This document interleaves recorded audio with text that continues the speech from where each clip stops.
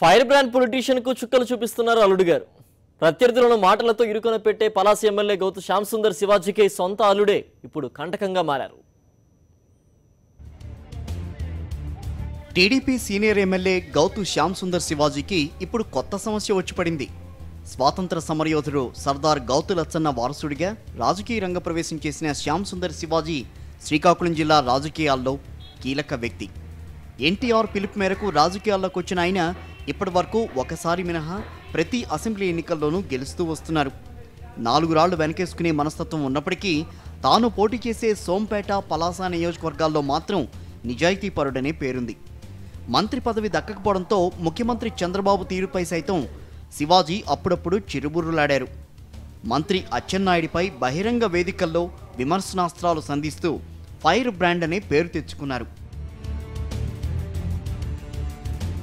ఇప్పుడు ఈయనకు చిన్నల్లుడు Venkanna Chowdary alias VC రూపంలో చిక్కులు వచ్చి పడుతున్నాయి. ఎమ్మెల్యే శివాజీ కుమార్తె గౌతు శిరీష శ్రీకాకుళం జిల్లా టీడీపీ అధ్యక్షురాలు, భార్య జిల్లా పార్టీ అధ్యక్షురాలు. మామ శివాజీ ఎమ్మెల్యే కావడంతో జిల్లాలో వీసీ పేరు మారుమోగుతోంది.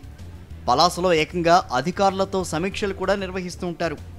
ఏ అధికారైనా సరే వీసీ చెప్పినట్టు నడుచుకోవాల్సిందే, లేదంటే ట్రీట్మెంట్ డిఫరెంట్గా ఉంటుందిట.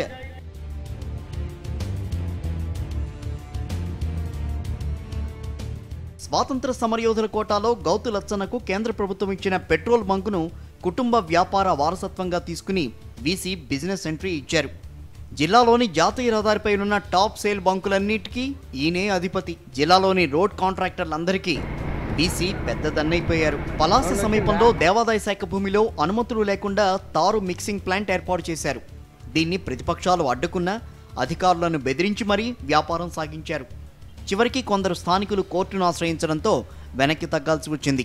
కాశీబుగ్గ బస్టాండ్ దగ్గరున్న మున్సిపాలిటీ స్థలాన్ని కబ్జా చేయడానికి ఇటీవల అక్కడ చదును చేయించారు.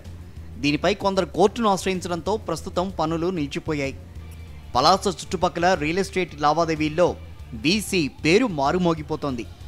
ఉడా అనుమతి లేకపోయినా పర్వాలేదు, కానీ వీసీ అనుమతి లేకపోతే ఒక్క ప్లాటు అమ్ముకునే పరిస్థితి లేదు.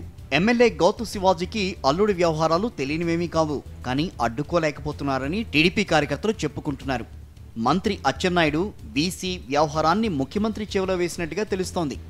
అయితే లోకేష్ ఫాలోవర్ కావడంతో అల్లుడు వీసీని కట్టడి చేయడం అంత ఈజీ కాదనే మాటలు వినిపిస్తున్నాయి. టీడీపీలో అల్లుడు సెంటిమెంట్ ఇక్కడ కూడా రిపీట్ అవుతుందని కొందరు రాజకీయ విశ్లేషకులు అంటున్నారు.